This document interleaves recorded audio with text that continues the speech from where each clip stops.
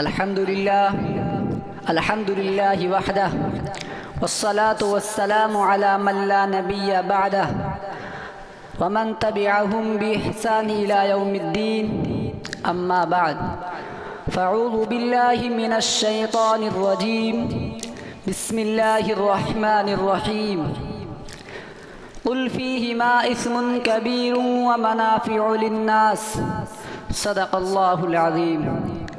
میرے محترم بزرگوں، دوستوں، عزیز ساتھیوں، جس دور سے ہم اور آپ گزر رہے ہیں یہ سائنس اور ٹیکنالوجی کا دور کہلاتا ہے۔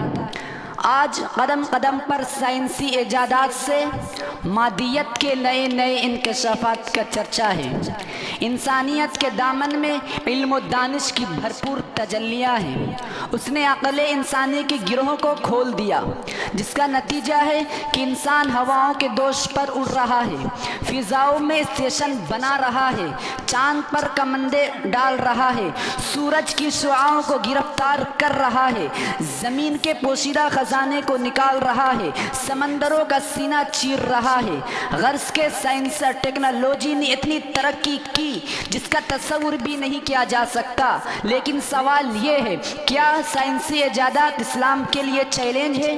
کیا مذہب اسلام پر اس سے کوئی حرف آتا ہے؟ کیا آلات جدیدہ کے استعمال کا حل ہماری شریعت میں موجود نہیں؟ اگر ہے تو پھر مسلمان ان کا غلط استعمال کیوں کر رہا ہے؟ میں آلات جدیدہ اور موبائل کے استعمال کے مخالف نہیں ہوں، مگر اتنا ضرور کہوں گا اثمہما اکبر من نفعہما، ان کے منافع مسلم ہیں پر ان کے ضرر کا بھی انکار نہیں کیا جا سکتا۔ آج جو دنیا میں عریانیت، فحاشی، بے حیائی کا دورہ ہے، اس کی بنیادی وجہ ان آلات جدیدہ کا فروغ ہے۔ شیطان انسان کے ہاتھ میں T V, mobile, internet, Facebook, Instagram وغیرہ دے کر مطمئن ہو گیا۔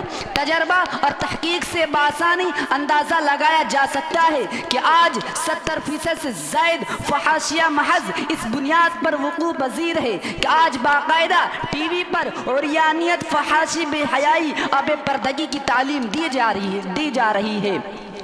موبائل، انٹرنیٹ کے ذریعہ ان کی تعلیم دی جاتی ہے۔ ان شیطانی آلات کے فروغ نے مکرم و محترم رشتوں کے آنکھوں سے شرم و حیا کا پانی نکال کر گٹر میں ڈال دیا، باعزت گھرانوں کا معاشرتی وقار خاک میں ملا دیا، اچھے دینداروں کی شرافت داغدار ہو گئی، بلند و بالا ورع و تقوی کی میناروں میں دراریں پڑ گئی اور زندگی بھر کی نیک نامیوں پر بٹا لگا دیا۔ میرے دوستو، مسلم معاشرے کا آپ جائزہ لیجئے تو آپ کو بخوبی معلوم ہوگا کہ وہ معصوم بچے جن کو قرآن سننے سے وجد آتا تھا، جن کی زبان پر لا الہ الا اللہ کی صدائیں ہوتی تھی، جن کو تلاوت میں سکون ملتا تھا، جن کو مسجدوں میں راحت ملتی تھی، آج ان کو میوزک میں وجد آتا ہے، گانوں میں مزہ آتا ہے، موسیقی میں سکون ملتا ہے۔ چھوٹے چھوٹے بچے کانوں میں ایئر فون اور ایئر بڈس لگائے گانے سنتے اور جھومتے ہیں۔ وہ ماں باپ بھی کتنے بے غیرت ہیں جو اپنے بچوں کی ایسی حرکتوں کو دیکھ کر ان کو داد تحسین دیتے ہیں، ان کی اسی خوشی میں اپنی خوشی بتلاتے ہیں، یعنی اپنی آخرت اور بچوں کی آخرت اور مستقبل دونوں کو تباہ کرتے ہیں۔ اور جب بچے بڑے ہو کر نافرمانیاں کرتے ہیں اور والدین کی نافرمان ہوتے ہیں تو والدین شکوہ کرتے ہیں کہ ہماری اولاد نافرمان ہو گئی، ہماری حقوق ادا نہیں کرتی۔ وہ اولاد جو اپنے رب کی نافرمان ہو، اپنے والدین کی فرما بردار کیسے ہو سکتی ہے؟ سچ کہا ہے خواجہ محمد اسلام نے، طبلے کی تھاپ پر، باجے کی آواز پر، گھنگرو کی جھنکار پر، طوائفوں کی آواز پر جھومنے والی ماؤں کے بطن سے خالد بن ولید، محمد بن قاسم، طارق بن زیاد پیدا نہیں ہوتے، بلکہ خطاکار، بدکار اور نافرمان پیدا ہوتے ہیں۔ میرے دوستو، گلی گلی، سڑک سڑک پر سینما بینے کے اڈے اور ہال اور ٹاکیج نوجوانوں کو تباہ کرنے کے لیے کافی تھے، لیکن دشمنان اسلام کے ارادے اس سے بھی خطرناک تھے۔ وہ چاہتے تھے کہ ہر گھر عریانیت و فحاشی کا مرکز بن جائے، رشتوں کے تقدس کی پامالی ہو، بے حیائی کا چرچا عام ہو جائے، نہ بھائی بہنوں کا احترام رہے، نہ باپ بیٹی کا فرق رہے۔ اس لیے انہوں نے T V, mobile, internet, Facebook, Instagram وغیرہ ایجاد کیا۔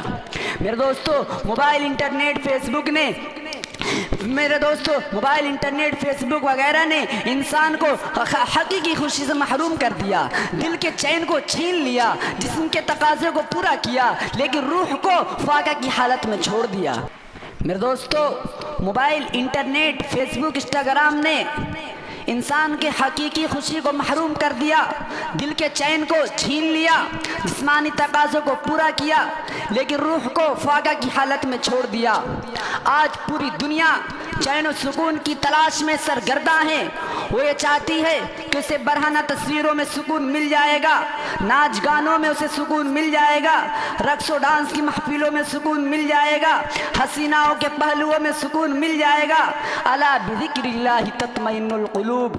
میرے دوستو، سنو سنو، قرآن کہتا ہے جاؤ 5 اسٹار کی ہوٹلوں میں دھکے کھا لو، جاؤ مغرب کی گندی تہذیب کی طرح کپڑے اتار دو، جاؤ ان نوجوانوں کی طرح جانور بن جاؤ، جاؤ بازاروں میں زنا کرتے پھرو، اگر تمہیں سکون مل جائے تو مجھے رب کہنا چھوڑ دینا۔ الا بذکر اللہ تطمئن القلوب۔ تمہیں کہیں سکون مل سکتا ہے تو صرف خدا کے دامن میں سکون ملے گا۔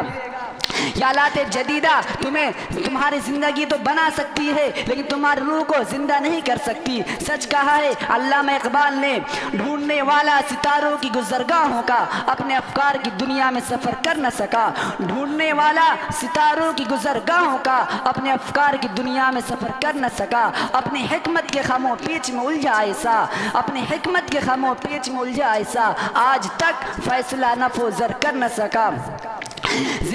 زندگی کے سورج کے شعاعوں کو گرفتار کیا، جس نے سورج کی شعاعوں کو گرفتار کیا، زندگی کے شب تاریک سحر کر نہ سکا۔ وما توفیقی الا باللہ۔